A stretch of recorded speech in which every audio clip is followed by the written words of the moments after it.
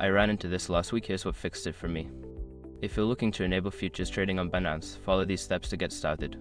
Step 1. Create or log into your Binance account. First, make sure you have a Binance account.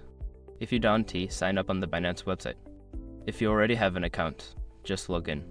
Step 2. Complete identity verification.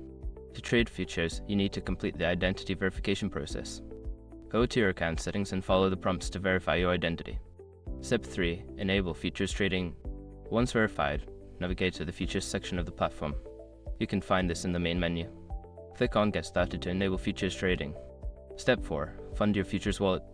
You need to transfer funds to your futures wallet. Go to the wallet section, select futures, and then click on transfer to move funds from your spot wallet.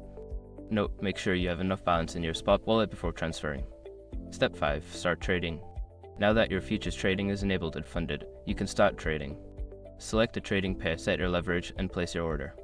With these steps, you should be all set to start trading futures on Binance. Happy trading!